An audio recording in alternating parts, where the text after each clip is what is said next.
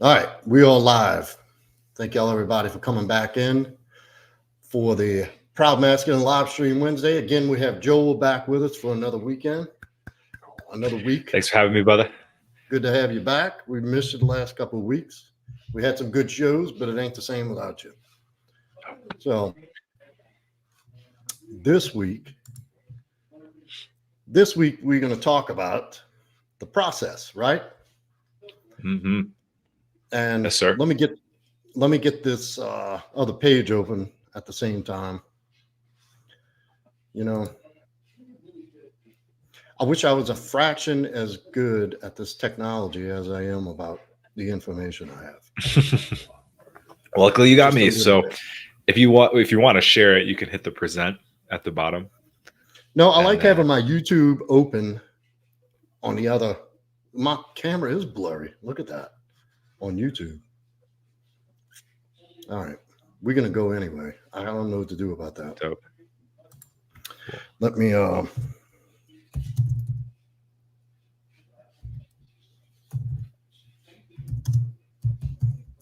Thank you guys for holding with us. Yeah. This is what happens when Joel doesn't set everything up and run the show. We're learning, brother. Love it. Deal there you with go. it. Now you're clear. Okay, good. Yeah. All right. So anyway, loving the process, trusting the process. So whether you're talking about recovering from a breakup, because I said I wanted to kind of veer back into what I specialize in, and that's breakup recovery, relationships, and building that successful masculine mindset, right? Mm-hmm. And so no matter which angle you hit this from, there's a process, just like getting sober. It's a process, right? You don't quit drinking or quit doing drugs on Monday, and Tuesday your life is back together. Everything's great. There's a process you got to take. There's work that needs to be done ahead of time to get the result down the line. Yes. It's called putting time in. And I know I've glazed over this before about the little W's, stacking little W's, little wins, stacking and stacking and stacking and stacking. Well, essentially, that's the process. So whether you're going to apply this to working out, you've started that journey, 6-7 months ago? Lifting. I started lifting at 14. I'm just a skinny guy, so it takes a long time to build muscle. Well, I thought you got into a heavy regimen just recently. You told me with Jaron. I started bulking. Yes, correct. Yep. Right. So now you started bulking. Did you eat a bunch of stuff on Tuesday's workout and weigh 170 Wednesday? No. No, sir. There's a process of lining out your macros, finding out how much you need to hit per day over this many months, dialing it in, right? Because you may need a little more, you may need to dial it down a little bit. Focusing, having workouts on a bulking focus workout, low reps, heavy rate. That's part of the process. And just like part of the process, the same process, you're going to apply the same principles to that level up that you're looking for, that success, that long-term quality success. There's still a process. And within that long term, there's these little goals and waypoints that you arrive to. And the key is to any goal, any achievement that you want to reach, any outcome needs to be carefully sat down, thought about, written out in as clear detail as you can. So say your outcome is, I'll use mine, for instance, to be a top 3 contractor in my region. So that's the outcome. And I had to sit down and write and structure that. Like, what exactly does that look like? What kind of truck am I driving? What kind of projects am I doing? What is the actual work I'm doing myself? What are my clientele? What's the distributors I'm going to be using? Who are my subs? Like everything. How am I going to dress? What's my shirts going to look like? What kind of boots am I going to wear? And great in the greatest detail that I can put that outcome in, the better I'm going to be suited to prepare to start the process to achieve that. And so once you have that outcome clearly defined and visualized, you put that on the shelf. Then you turn your attention back down to focus on the process, the steps, and what that takes. And you see what that does is it takes the focus away from thinking I'm not there yet. Because most oftentimes people will get this vision in mind, or this particular goal they want to hit, or mile marker they want to reach, and they'll constantly focus on how they're not there yet, rather than having the end in mind, already having the outcome achieved, putting that away and turning your attention back to what needs to be done to achieve that. So now you're looking back at the paper. Now you're looking back at the pavement, at the road ahead. Then you're just paying attention to the space you're standing in. It's called being present in the moment. Yes. And going through the steps, the process. And so what that allows you to do is see and focus and put your attention on the small steps that are within the process that equal, because all these little things added up equal the big result. And so when you're focusing on the process, you actually put yourself in a better state of mind and an attitude of achieving where you actually enjoy the process. And that's where the love is for this. This is why, like I tell guys that I coach about. So, okay, I'll give you an example. A guy DM'd me or emailed me the other day saying he and his girl broke up and he went no contact. They got back together and she left again. He's like, I didn't do anything wrong. My first question is, well, how long is it before she came back and reached out? And he said 2 months. I'm like, well, there's not a whole lot you can do in 2 months. And look, let me veer off real quick, because I've been seeing a lot of this in my comments on my videos is about an X is an X for a reason. And you should never want to go back to somebody. Look, in some cases, that's absolute. But if you're honest enough and you can honestly say that you contributed largely to the dissolving of that relationship, if you were doing shit wrong constantly and this person made a healthy decision to separate from you, then that's why I'll leave it up to the person. Here, can I mute you? How can I mute you? How do I do that? You want to mute it? Okay. I'm picking up a lot of background noise. So anyway, that being said, that's a preference. Largely, I would say if you were involved with somebody and you were doing most things, the right way, because nobody's going to be perfect in a relationship or any situation. When this person decides that their life is better off without you in it and they depart, then I say good fucking riddance, never look back and never take that person back. But if you can honestly sit down and give yourself an appraisal that you began to slack and fall off and not holding up your end of the bargain for the most part, and then you want to revisit that relationship, I have no problem with that. Look, there's relationships I would never entertain again. And there's also one that I would consider, rebuilding and putting more effort into it, where I can look back with a clear conscience saying, I contributed large part to, things falling off kilter in that relationship. So anyway, that being said, I just wanted to address that real quick.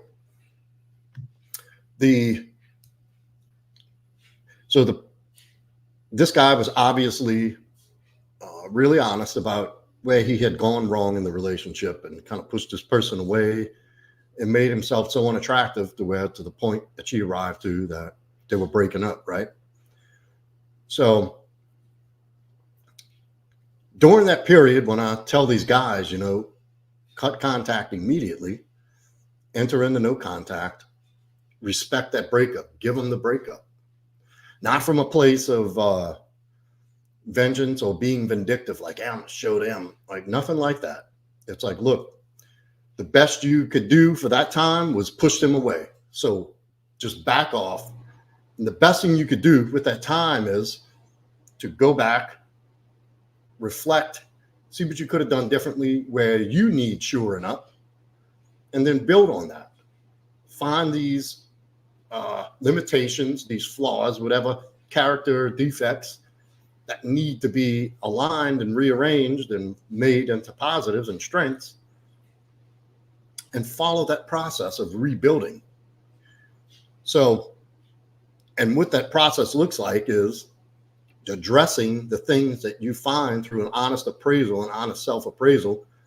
And what we found, not you and I, but me and the client have found together through discussion and uncovering, you know, the reverse engineering the relationship and saying, okay, here's something you want to look at. Here's something you want to look at. Here's something you want to look at. So, and the process is righting these wrongs and putting these things in place that need to be put in place, not for them, but for you, for your future. And if they happen to circle back and you're still open to it, but it takes time, it takes work as a process that needs to take place in order to institute a long-term quality change. Just like working out. You don't go to the gym on a Monday and you jacked by Tuesday. You got to put time. It takes discipline, effort, commitment. You have to pay close attention to your nutrition, your training, your rest. Like there's all these little boxes that have to be checked that contribute to the overall win. And the little wins for working out look like showing up to the gym even when you don't feel like it, eating clean, getting your rest when you need it, supplementing properly, targeting, good form and technique to optimize the movements and the workouts, good time under tension, the proper reps for what you're trying to achieve. You're bulking, so you're trying to put size on, so you just want to perfect that low rep, heavy weight technique, and things like that. And through the process, you're going to suffer a little bit. And there's going to be, and I'll tell you, as you move along and if you stay focused on that outcome, because you're not going to see the outcome nearly as fast as you want to see it. This is why I say leave the outcome on the shelf. You've already had that defined. You already know what you want to look like. You know your target weight. You know how you want to feel. You know that. All right. Put it now. Focus on the process. And as you're going along, don't keep checking the outcome because it's sitting there. It's not going anywhere. When it's time for you to know that progress has been made, you'll be told. You will be recognized for that. It usually comes from, you're the last one to recognize your gains. Am I right or wrong?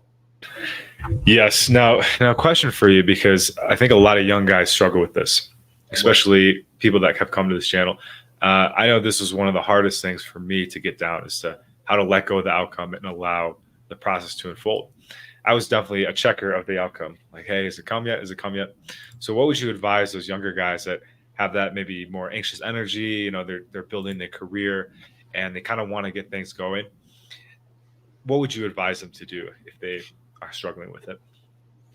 Well, one thing is journal, to document, track everything. Let's just keep it focused on working out and results from that, because this same principles and process and path can be applied to anything. And this is another reason why when I start working with guys, I immediately tell them, get a gym membership. We're going to start working out immediately, because you can apply the same principles to anything in life and have success. So for one, and I know it's a lot easier to say, quit opening the oven and checking the cake. Like, you're never going to give it time to bake. Just take the outcome, get a clear, defined, tangible outcome, shelf it. You can write it down. And I suggest, you absolutely should write it down, but write it down where you're going to be documenting your stuff every day. So I have a book dedicated just to focus goals. So every time I open that to document something that needs to be some input, there's at the first page is the outcome, right? So I don't have to think about and look. I have the result there already. And I have to trust that this process I'm doing is going to produce that result.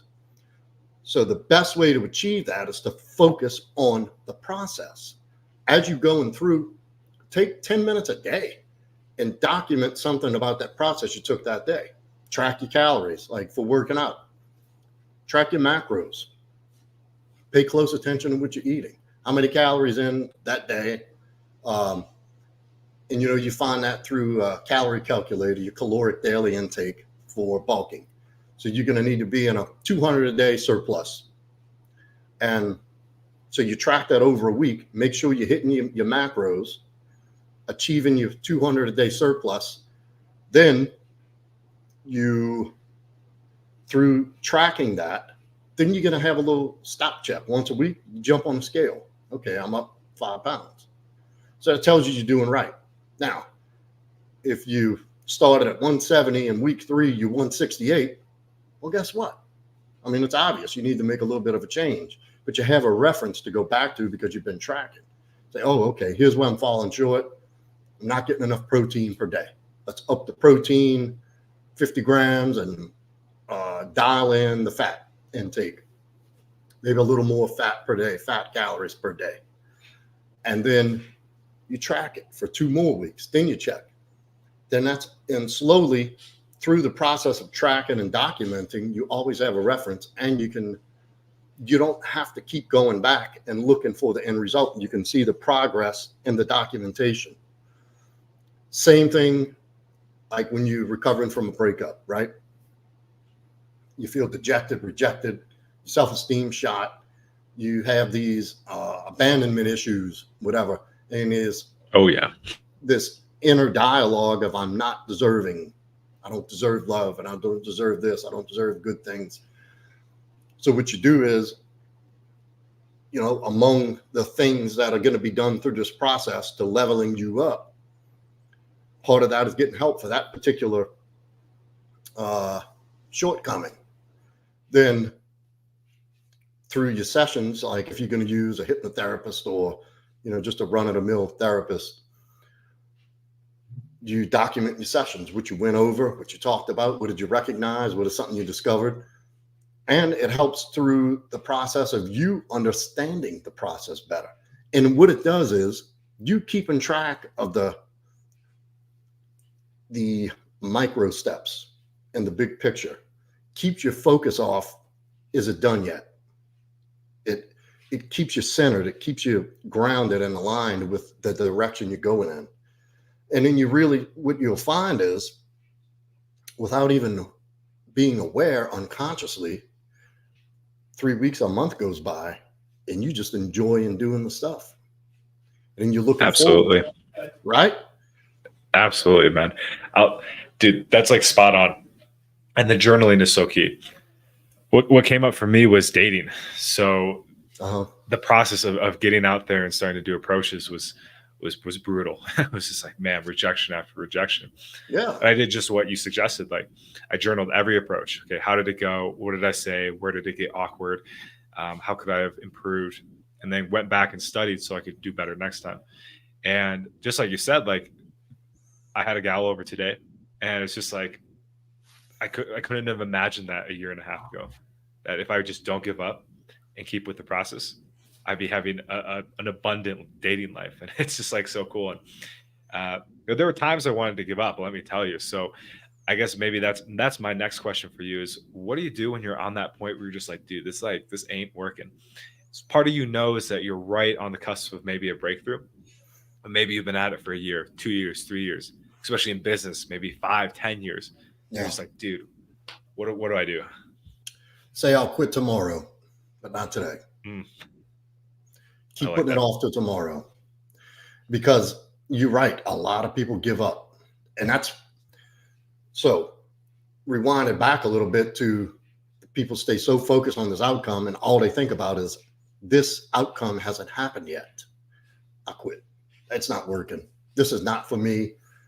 Then here come the excuses and the rationalizations as to why you're trying to avoid this pain. And in terms of approach, you're avoiding the pain of rejection. Like, this ain't working.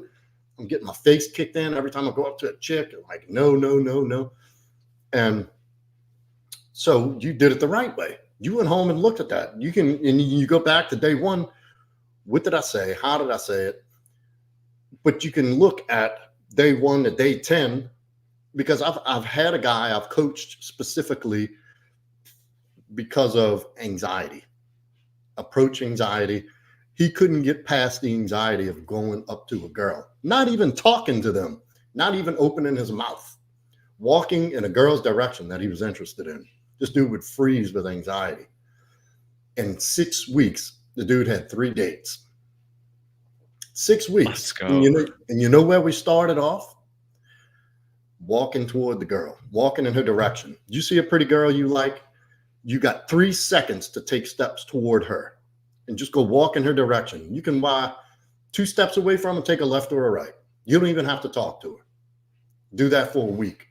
Document every time you do that. Do that as many times as you can for a day. Wherever you see a pretty girl, in the grocery store, walking through campus, at work, wherever, walk in her direction. So he did that for a week. The next week is you walk up to anybody, girl, boy, whatever, attractive girl, ugly girl, old lady, it doesn't matter, and ask them for the time. That's it. Excuse me, do you have the time? Everybody you pass, you have to ask the time.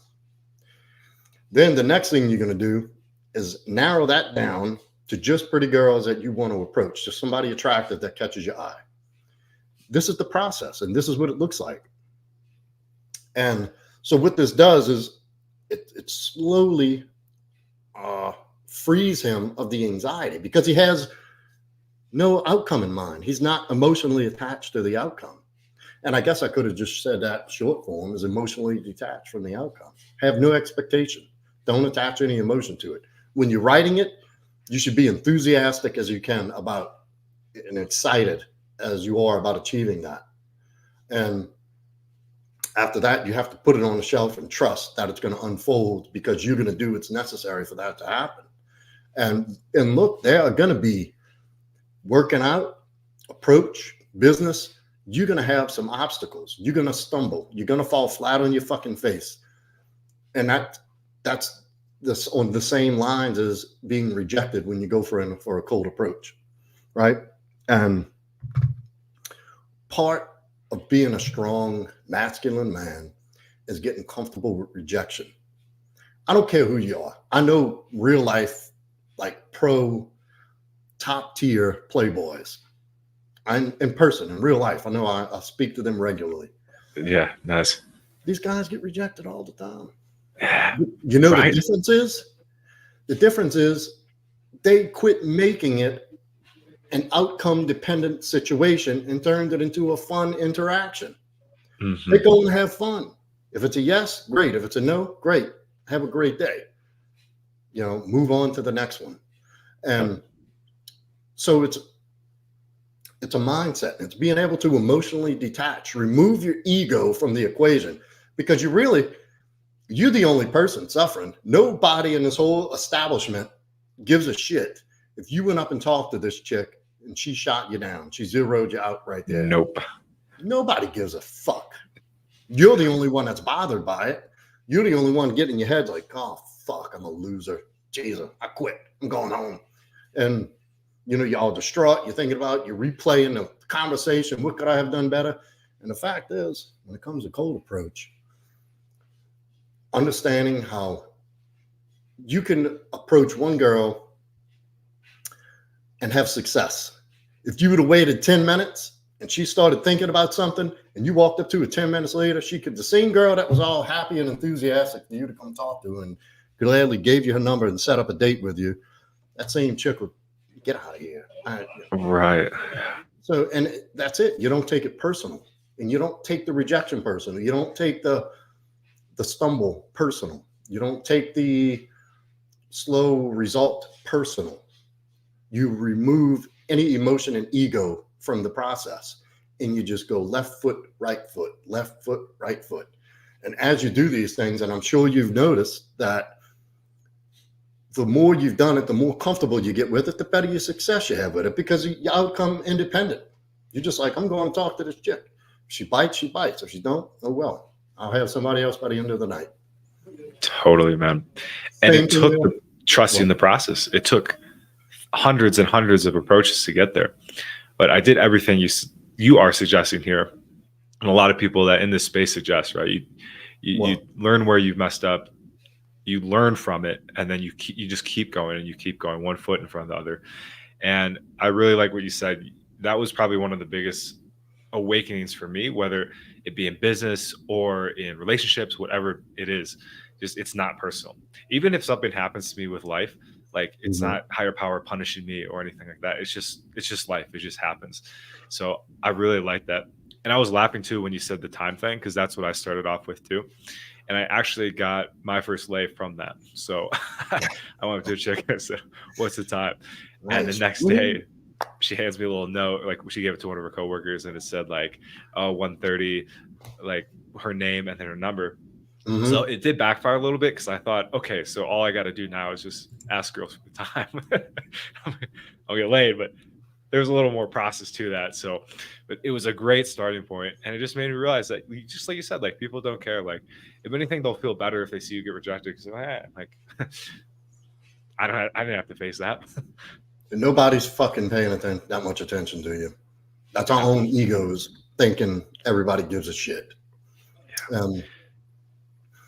So, yeah, just like in business, just like in business. Yeah. When you lose on a job, do you fold up the business? Fuck it, I'm not doing this anymore. I can't win. No, you suck it up. You reflect. You do an after action report, an AAR. Same thing as a journaling. I picked this up from a mentor of mine, and I looked at everything I did. Then I can narrow down what I could have done better, what I should have done differently. And you put all those AARs together, then you start stringing together what worked. Then you carry that over to the next one. Then you build on that, and you start drilling down on this process of, so start time at 7:00, lunch at 11. And it's the littlest things that that are unassuming. And order, like when it comes to this stage of the job, ordering this material, wait till I get closer rather than order it 4 weeks out because of this and this and that. Cut down on the work time. That took a week off the job. I made more money because of that. So then you just keep refining it. And when you have a fucking failure, the word failure doesn't even come into my mind anymore. It was like, okay, here's an opportunity to learn something. What can I learn? I love that. What can I do right now to change the direction, change the momentum? All right, I made a mistake. What am I going to do about it right this second? Boom. Immediately shift the thinking into solution mode, solving. How am I going to overcome this? What am I going to do right now? And the first thing you can do is ask yourself that question to shift your thinking, and instead of falling down into the wallowing hole of woe is me, I can't do anything right, these customers are assholes, they cheat, and wanting to blame the world and everything around me, the economy's fucked and they got all these illegals coming in stealing the work. That shit will happen in my head. I ain't making money. Fuck these people, these ungrateful pieces of shit. And all it was a missed day or something. And so the most important thing for me to do, or anybody to do at that point, is what can I do right now to change this situation, to change the momentum? And boom, that puts you on a whole nother path. And if you're thinking from that place, I guarantee you can find one small thing to do to recover and get back on your feet and move closer to the outcome. You know what I'm saying? Now, Joe, absolutely, man. I'm guessing you weren't always like this.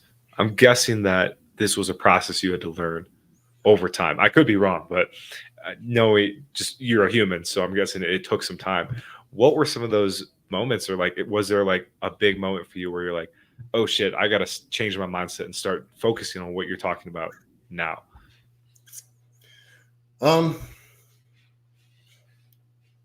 Yeah, it used to be at times I would have this defeat. I would have these cycles, but I would always come back to this low point, and I could never understand. I didn't understand cycles and changing course. I just did what I thought needed to be done according to society's rules and, these other influences and peer groups. I keep doing it. It just didn't work for me. It seemingly worked for other people. And what I started to learn is people aren't going to tell you when their shit doesn't work, because that's them admitting that they don't know what they're talking about and that they failed. And so this is why I quit going to just normal people, average people who don't have anything going for them for advice about anything. And so I started shifting my attention and focus to other people that I saw seemed to be doing well in certain areas that I wanted to do well in, then seeing how they handled things. One in particular, the superintendent I worked on a turnaround, I think I was 25 at the time. I was working a turnaround as an iron worker, and his big construction company from Texas had gotten the contract. And this guy, like, I made a mistake. This guy, he was an ex-convict, a meth cook in prison. And this is just kind of dude you meet in construction, especially the shit I was doing. But just this hard fucking dude, man's man, like didn't take no shit, but him and I clicked for whatever reason. Same mentality, I guess. And he saw me kind of sulking a little bit. And he was like, what the fuck's wrong with you? Man, he's like, all right, suck it the fuck up. Get over it. Move on to the next thing. I'm like, well, what about this? He's like, what about it? It's already done. Nothing you can do about that. Why you whining about it? So that was my first real wake-up call about being solution-oriented. So I started applying that just to everyday things, everyday regular things. Oh, well, that's messed up. What can I do next? Move on to the next thing. So I started doing that. And I noticed things would go a little smoother. And it wasn't, nothing around me changed. It was my attitude and my mindset that was changing. You fast forward, and I'd started adopting, and I also had the realization is that I'm not just going to listen to anybody anymore, because I had people surrounding me that all knew what I was supposed to do with my life and how I was supposed to do it. And they all had the right answers. Every person had the right answer. None of them were the same. So it's like, who do I believe here? And the whole time I learned I have this built-in mechanism, this intuition, and I don't need to go outside of here to know what I want and the desired outcome. Now, I didn't have resources like I stumbled across 5-6 years ago when I came into the space and met the people I did, but the path I took did lead me to that, to these people and these resources and these circumstances. So, and then was Anthony Robbins. I glanced through a book of his, and I was actually exposed to Anthony Robbins when I was about 11 through a lady my dad was dating at the time. Her son, her middle son, he was like 5 years older than me, and he would listen to this Anthony Robbins cassette tape at night before we go to bed. And I remember just some of that stuck with me for whatever reason. Looking back, God must have had that in place for me to use at a later date. And one of the things that Anthony Robbins touches on is your quality of questions you ask yourself and the story you tell yourself.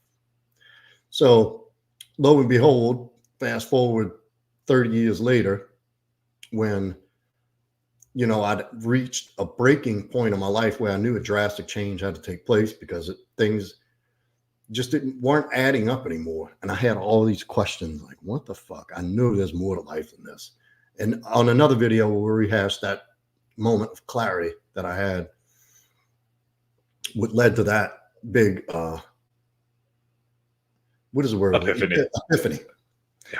Cool. Yeah. So through the process of looking to level up and do this inner work, because I could start like I'm getting honest with myself now, and some of these things I picked up in recovery about being honest with yourself and being accountable, taking ownership of your life.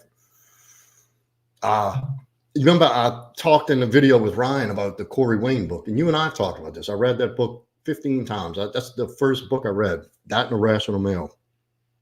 And in the Corey Wayne book, it has he has certain sections, these little exercises.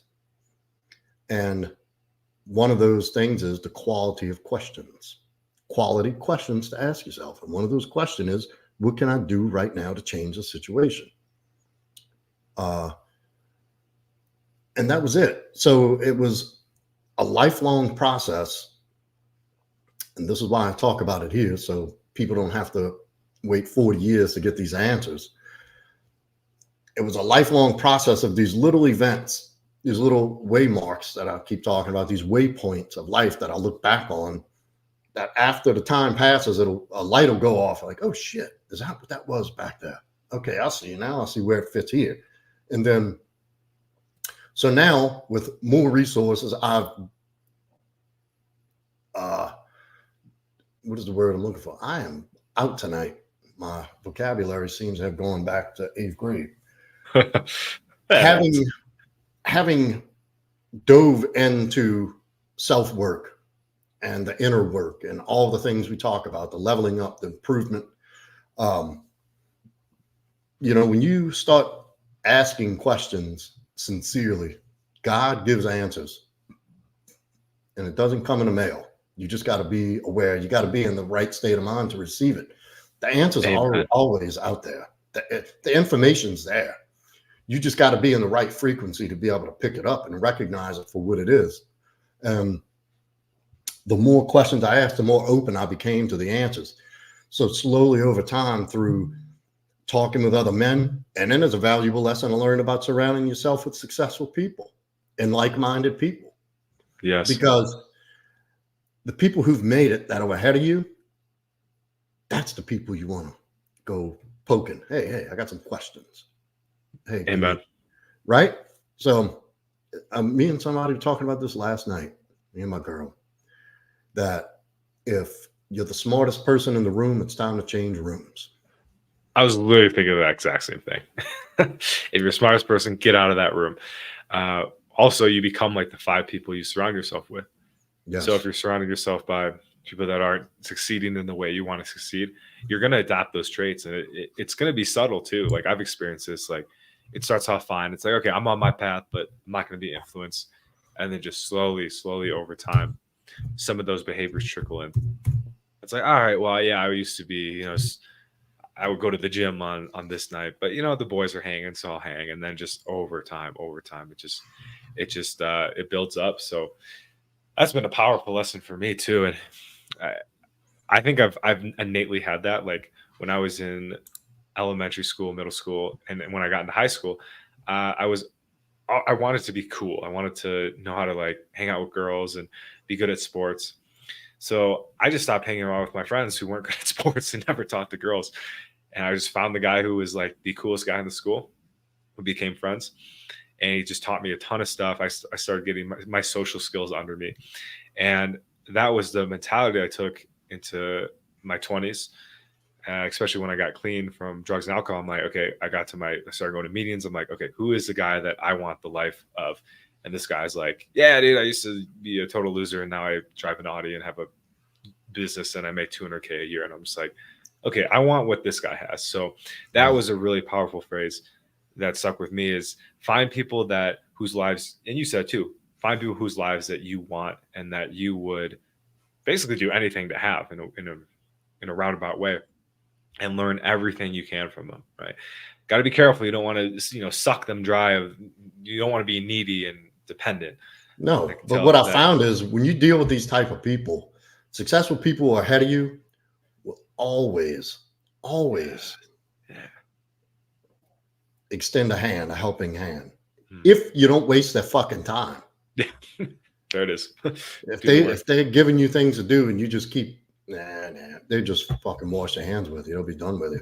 And back to that superintendent I was telling you about, him and I were talking one day, and he's like, what do you want to get out of this? I said, I want to be a superintendent. And he's like, well, what time do you get here? I said, 5, like everybody else. He said, meet me here at 4:30 in the morning at the time clock. I'm like, what? He said, come here at 4:30. So I did. The next day, showed up at 4:30 a.m. And he says, come see. So we go to the job trailer. They have these remote trailers where all the contractors would meet in the morning. And he opens up the trailer to the break room, the lunchroom trailer, opens up the door. And he says, what do you see? I'm looking around. I'm like, there's Johnny. They had the old safety guy who was in charge of safety, Mr. John. He was there. Andy, the head superintendent of everybody, like the general super. He was over the whole job. And he's like, all the fucking big dicks are here. This is what winners do. We get here early. We don't show up when it's time. We show up beforehand to start preparing for time. And I was like, damn, that hit me hard. So what did I do? Started showing up at 4:30 every day. Guess what? By the end of that project, I was a foreman. I wasn't a superintendent, but I made it to foreman. I had gone through, I was on a connecting crew, it's called, for iron workers. I was just one of the guys who worked on my tools and, put all the steel together, hung all the steel, and did the structural work and welding. 3 months into that job, I was a foreman, which was like a $5 an hour raise. I didn't have to work on my tools. I had all the plans, the drawings. I had to do the paperwork, keep track of who was on my crew, keep their time, make sure everybody was getting the right amount of breaks and lunch and stuff. So the people you surround yourself with are so integral. If you're trying to level up in life, you can't stay with the people who aren't doing anything. The video game guys who eat Cheetos and don't talk to chicks and look at porn and want to get high all day. You can't be in 2 places at the same time. A man who chases 2 rabbits never catches one. And so the whole thing about the 5 people you surround yourself with goes in with the environment. And as in any key change in life, in any change, in any path forward, the first thing that has to be changed is environment. Look at what they tell you in recovery. First thing to do, cut ties with your old friends, people, places, and things. Cut ties immediately. And that's part of it. The books you read and the people you surround yourself with, and I'll tell you where you're going to be in 5 years. And if you're in big rooms, having big conversations with big movers, that's where you're headed and that's where you're going, because that's the information you're taking in. So I know we're starting to go all over the place, but this is okay because it's warming up and I like it. It's your diet. And I'm not talking about just food, your mental diet, your emotional diet, your physical diet, like your literal food intake, like everything you ingest, whether it's through exposure, through listening, through ingesting, it all plays a part in which direction you're going to go in and how you're going to wind up at the end, and what that big picture, what that end result's going to look like. Like, this is why I don't watch the news. I don't keep up with mainstream media. I stay out of conversations about politics. I stay away from anything mainstream. I'm careful with the music I listen to, because you think about, you're constantly being programmed and you don't even know it. The people who are programming you are experts at programming people to get them to fall into their will. You think these major networks, TV networks, don't have marketing strategists who are at the top of their field of psychology and subliminal programming, and like they know all this. They know the colors, the frequencies, and what the volume to put. Like if you look at TV 20 years ago as to now, What do you see in every commercial now? A gay dude, a LBGTQ, and it's usually a black woman being successful, and the white guy is the submissive, skinny, fat dork, right? So what is that? Yep. What do you think what agenda are they pushing? You know what I mean? Think about it. Same thing with music, TV. And when you do expose yourself to certain things, like every once in a blue moon, I'll stumble across something interesting on Netflix that just catches my eye. And I'll say, I'm going to watch this. It takes me forever to watch a movie. It takes like 4 or 5 days to watch one movie because I can't sit still. I'll start watching a video and I'll be thinking, I could be reading a fucking book. I could be making a post. I could be calculating for the next phase of this job. Like, I just can't sit there in good conscience and waste my time watching TV.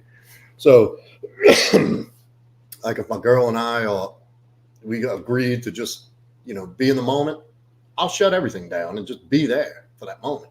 But with the understanding is that this is purely entertainment. This has no impact on my psyche, my direction, my core beliefs and values. Like, this is just purely entertainment. That's how I'm taking it. And yeah. And that's why you'll find most successful people do not have big circles. No. I want to say, Joe, I respect the hell out of that for not watching the news. And that just says that this is a stronger bond than I even thought, because I'm the same way, man. I have not watched the news in over 7 years. When Biden got inaugurated, I watched with my dad to see his reaction. He's like super into politics, but it's so negative, and it preys on fear. And that's what when you go into your spiritual life or whatever, you start to see that. You start to see that there's not holistic values with this media, and they prey on weak. They don't prey on the strength, because the people that are strong and are aware, they see right through it. So it's such a toxic space. And I know that word gets thrown around, but it truly is. That's the true definition of toxic. It is. It's poison. It's poison. It's mental poison. Mm-hmm. Think about the narrative they pushed with the beer virus. What's the whole thing? The anti-vaxxers, they are the bad guys. They don't want us to do well. They don't want us to open the world back up. They're against you. And you had people like literally wishing death on people for not wanting to go get jabbed up. Mm-hmm. Think about that. They villainized us. For what reason?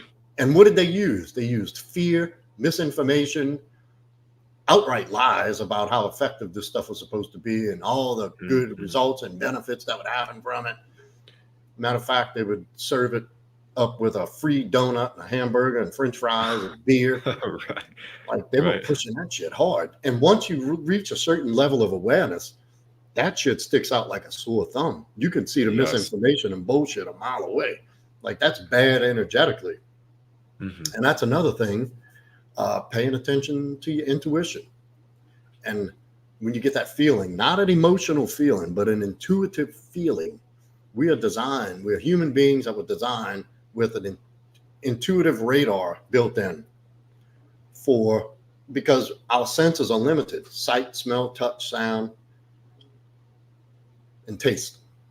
That's our senses. That's what we had to survive on. Word up, Max. Fuck the news. Fuck these people. They're out to get you. Propaganda, bro. It is propaganda. It is propaganda. Big time propaganda. Look what they pushing with the illegals flooding this country. Like, do you know that they can now own pew-pews without any background checks? And what do they do to citizens? And they're trying to ban this stuff, and then they're giving these people coming in money, rights, and open door policy, shutting down communities. And we ain't going to get off into that. This is not a politics show. And also, like, when you meet people that are really heavily in the news too, and comment down below if you can relate to this, they're never like happy. Like, they might smile, but you just don't sense that they're like fully happy, and they kind of always lean more towards the negative. I'm just like, When I go see my mom, when I go visit my mom, she's always got the news on. She's always got this worried doom and gloom outlook on life. And she says, I don't know if I want to leave. They said the next outbreak's coming, and I stocked up on some food. I'm like, Mom, get out the house. Like, what do you think's gonna happen? She'll give me random text every now and then. She'll send me these Facebook articles about if you find a water bottle laying next to your car, don't pick it up because they're abducting people. Like she buys that shit. I didn't know that. Oh wow. It's madness. Madness. When I went to Poland, my parents were like, just make sure, like, they were really concerned because they're like, oh, you're gonna get bombed. Like Poland is so far away from the stuff happening next door, like so far away. And then when I came down to Mexico too, they were just like, yeah, make sure that you don't get like kidnapped by the cartel. And we're in like the safest zone. Like you can walk around at night. It's like fine. The girls walk around at night. It's like, I'll give you a good example of the propaganda. When that guy in Baton Rouge, Louisiana, was shot and killed by police, the good guy, right? Who wasn't resisting arrest and didn't try to pull a gun on police for, just robbing somebody a few hours earlier. He's a good boy. He not doing nothing wrong. So the police, they wrap up to kill this guy in a tussle, trying to arrest him. He didn't comply. They get him to the ground. He goes for his gun. He gets shot and killed. Well, according to CNN, Louisiana was in a state of chaos. Streets are burning and people are protesting, looting. And well, this was during the summer, and my son and I always took, when he'd get out of school, we'd go to this water park, Blue Bayou. I think he's on the stream. Hold on, give me a thumbs up if you're here. Nice. And so we were going to Baton Rouge. That's where the water park is. And it's only a few blocks away from where this police shooting happened, to where this guy got killed. And then, they plastering this shit 24/7. Fox News, CNN, MSNBC, every local channel. It's chaos. The world's burning. And don't leave your house and don't go near this. So there he is. Camino, I don't know his name. I don't know his handle. There he is. Camino Senshisak. Sounds like Japanese. Like some anime stuff. It's jujutsu stuff, actually. But okay. Dope. So, and at the time, my wife, my now ex-wife, was urging us not to go. She's like, "Don't, it's dangerous." I'm like, "It ain't fucking dangerous." Like, do you really believe this shit? So anyway, lo and behold, I went anyway because I do what the fuck I want. And that's just the way I am. Let's go. I pack him up. We go to the water park. We park. We get out. And guess what? Not a building burning. And this is only a few blocks away now. Not a building on fire. No traffic. No National Guard out anywhere. They got black families, white families, everybody participating in the water park, going on a water slide, playing in a wave pool, doing all these fun things together. And we ate the expensive junk food there and went home. Had a great day. Amazing day. We had a lot of fun. Went down the slide where you stand like that and they drop the trap door on you. He did that for the first time. And nice. Not so much as a mean look coming from anybody. No tension, no nothing. Just a fun time at the water park. And so, but what the news wanted to do is get everybody thinking that the world's burning. It's falling apart. There's chaos everywhere. And it was really narrowed to like 3 blocks. 3 blocks of like a straight line block, the main strip where the guy got shot. 2 blocks one way, 1 block the other way. They had it barricaded. People were protesting and fussing, and they had the news trucks lined. They had more news people there than they did protesters. I'll put it to you like that.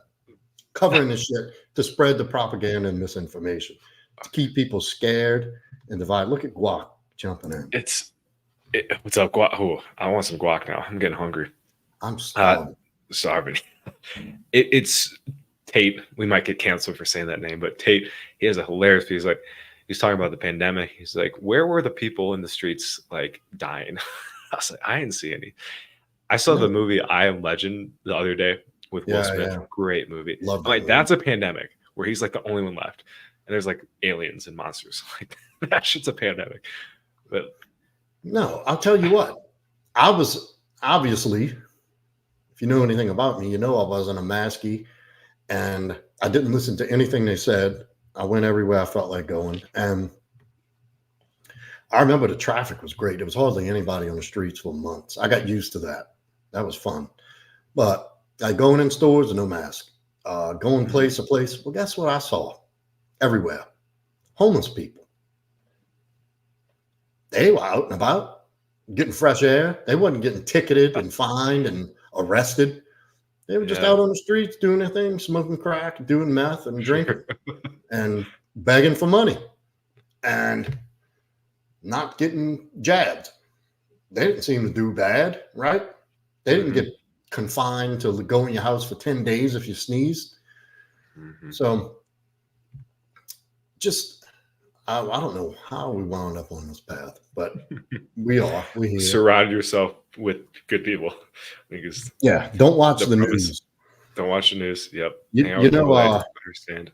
I made Dubs an admin. You see the wrench here? Oh, nice. Yeah, cool. He's always in our stream, so I want somebody to keep the law in order. I know we don't need it right now, but our channel is growing. We are doing better. And we're getting more and more views, and I don't want these motherfuckers in here causing shit. And if they do, Dubs, boot their ass. Appreciate you, Dubs. But that's a cool name too. Yeah, Dubs has been from day one with me on my Instagram and stuff. Yeah, man. Nice. Hardcore. And so back to the original, and I'll tell you how we got off on that rant. Was about environment and what you take in. Obviously, the news is not healthy because they're not telling you the truth ever. There's so much misinformation, and you got to think the same thing with the people you're surrounding yourself telling you the truth. Are they telling you what's best for you? Because I'll tell you what, in this life, the people who need the applause and the encouragement the most never get it. And that's just a cruel fact you're going to have to accept as a man who's climbing the success ladder and fighting for your spot in this universe to make a difference and make a dent. Is that the applause and the encouragement you need when you need it, you're not going to get it.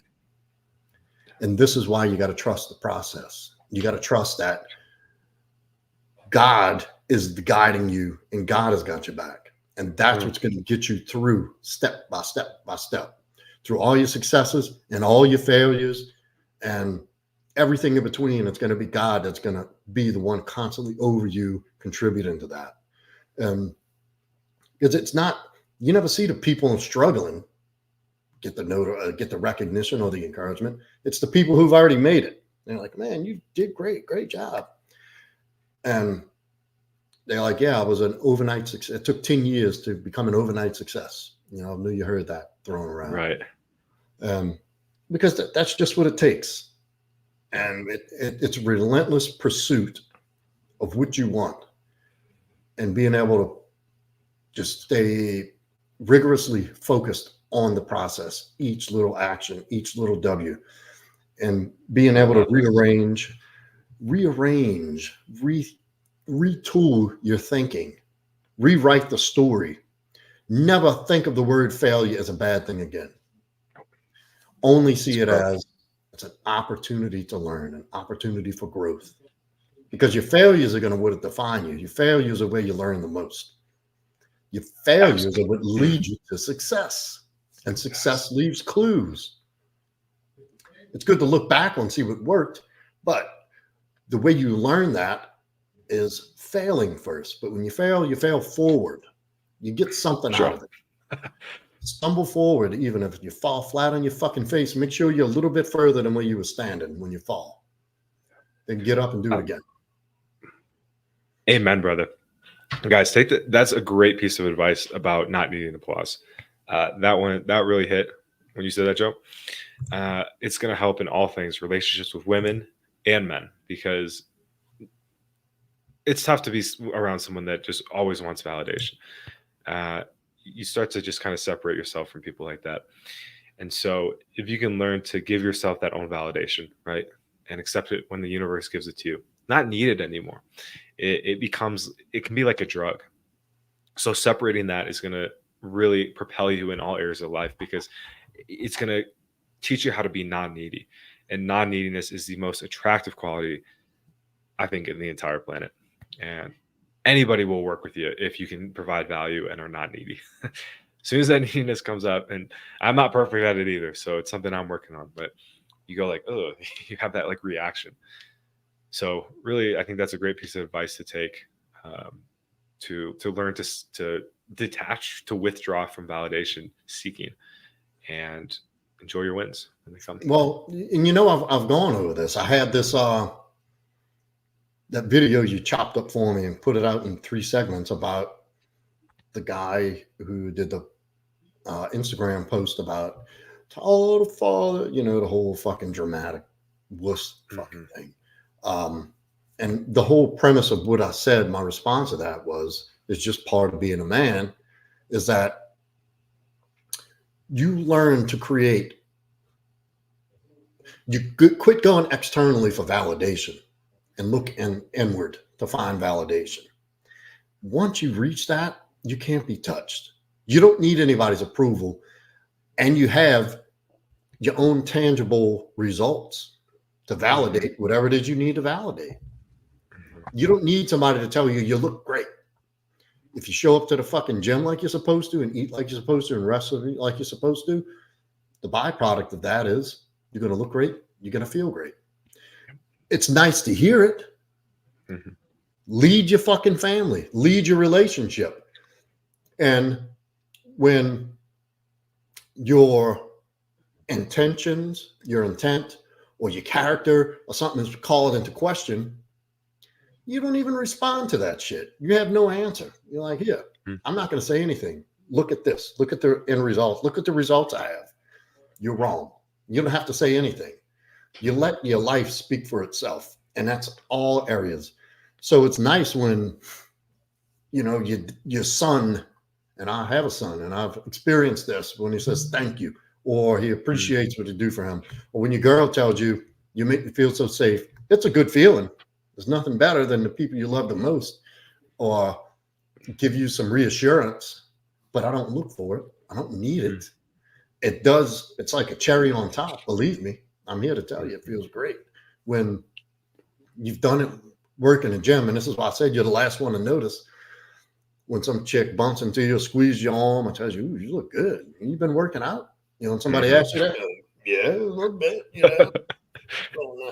No. Yeah. Yes. Not really. I'm kind of naturally like this. But yeah, so that's good. But I don't need to hear it. Like, don't come to me with that shit. You got something negative to say? If you're not telling me so I can learn something, if you just come and try to test me, like, don't bother. You're not going to win. It doesn't work.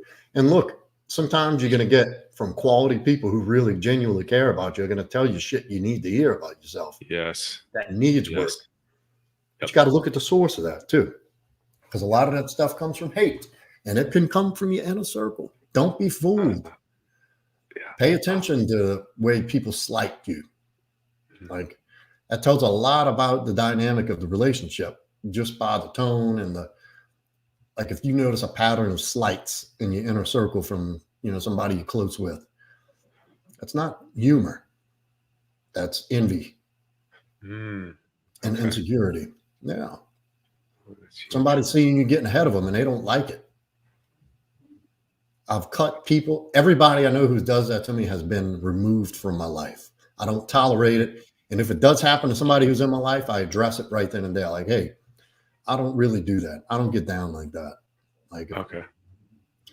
Yeah. And look, I'm not saying I'm uptight to where we can't break balls, because we do. We do. And that's part of the fun of being a man, is testing each other, roughing each other up a little bit, and, building that thick skin. Because you need that. You need that. Broad shoulders, thick skin. That's good. that's a must in any man's toolbox and tools for life. But I hear you though, when it happens over and over and there's a malicious intent, yeah, cut that stuff off. So man, I mean, this has been a great cast, man. And I have, already ideas are coming of what we can talk about next and stuff. I think one thing I'd like to talk to you about at one point is the sunk cost fallacy. So guys, comment down below if you know what that is. And it is when you put too much time and effort into something and it's just not paying off. So for myself, I made music for about 8 years. I produced music and I got coaches, I studied every day. I did everything I could do and it just didn't work. And thankfully I found a YouTuber who was in this space and he's like, hey man, don't be the guy that just, ends up being 40 and has just been chasing a dream.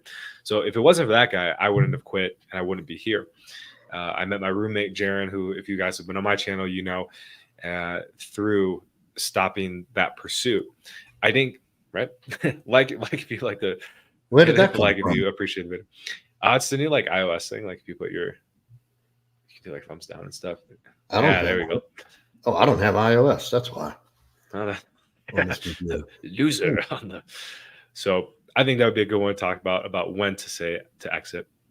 And then it does look like we have a comment down here. So Joe, if you want to read. Yeah, it's from Evan. Saying you could have these conversations and keep it to yourself, but you guys bless us with sharing it. Thanks, man. Not everyone has guidance, and this is much appreciated. Thank you, Evan. Thank you for coming on to the platform. Thank you for giving us your support and accepting. I believe, and I've said this many a times, God puts the people in your life in the positions and the situations you need to be in when you're ready for it. So you're there, man. And obviously you're searching for something. You're searching for answers. And I'm glad you came here to get them because that's what I'm here for. And I've had a very, I don't know how to say it, crazy life, full, like a lot of life experience. And I'm on a mission to help men so you don't have to suffer the losses and the consequences that I did to attain what I got now, to get where I am. And I'm still going. It's every day. It never stops. But that's what I'm here for. And that's what we're here for. And we couldn't do it without everybody here. We really can't. And I know our viewership doesn't seem like much, but it means the world to me. I would do this if one person tuned in every week. I'd do it if nobody came in. So I'll be here every Wednesday, no matter what, whether you come or not, but I hope you do. And it means a lot to me. And it means a lot to Joel. It really does. There's no better feeling than when I get a compliment or somebody says they got something for me that helped them. Or I made a difference in a man's life. It truly does hit home and warms my heart. And couldn't ask for better support than our crew here. Dubs and my boy, Kamino Senchi Sensei, Shank. I'm just fucking with you. Nathan, Matt. Dubs, of course, our new admin. Y'all better tighten the fuck up. Dubs will beat your ass in a second. And look, you want to help us? Comment on the streams like you're doing. Ask questions. Hit that like, subscribe. Hit the notification bell. Get us out there. Help get us out there. Spread the algorithm is what's going to get us out there. And the algorithm comes through your feedback. That's how to use it. I'm sure y'all know that better than I do. Yeah, that could be your greatest show of support. And soon we're going to be putting up a donation link too, just to have, because this stuff does take time. It does take equipment. This is free time. This is free value we're offering. And Shizuku, I know what that means. Family. So we're going to be installing a donation button here coming up in the next couple of weeks. So if what we're doing is actually helping you, donate a little bit to the channel, kick in a little bit on this, help us out, help us be able to keep it going and spread the message and grow. You show up, I'll show up. That's how we do it. I greatly appreciate it, guys. Yeah. And don't get in the habit of being a taker. Don't be one of these people that just want. Give back to the universe a little bit. Allow the universe to reward you for your gifts. I don't know. no way to put that. That's beautiful. And yeah.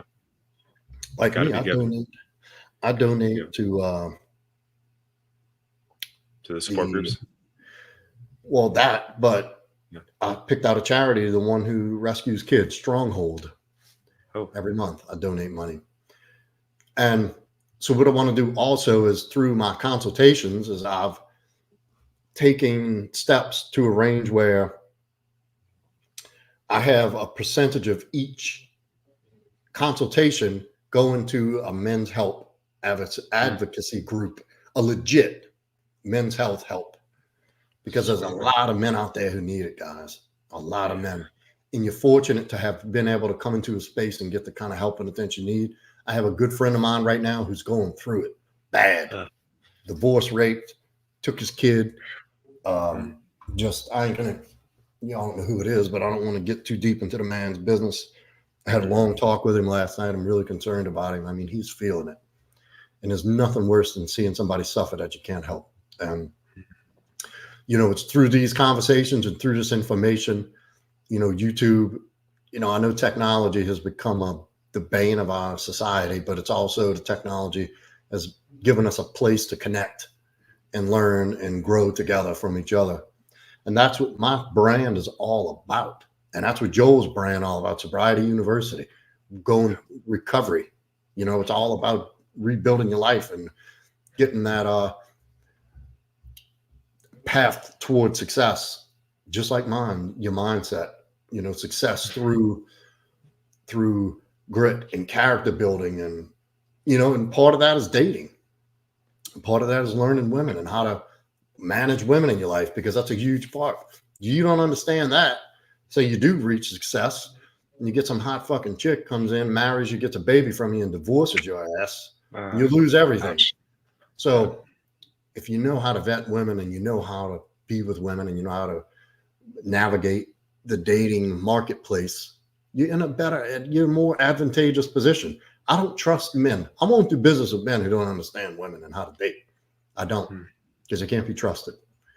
So it's a fully encompassing existence, having a strong masculine existence. It's a fulfilling existence. Believe me, there's no life better. I'm glad. Thank God every day that I was chosen as a man on this earth.